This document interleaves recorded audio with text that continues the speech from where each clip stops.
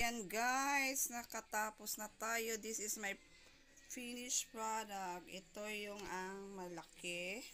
Ito yung 160 natin. At ito yung 80 pesos natin.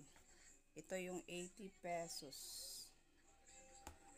Ito yung 160. Ayan. So, 80 at saka 160 lang guys. Bili na kayo guys. Masarap to kaya. Marami tayong suki nito. Ayan.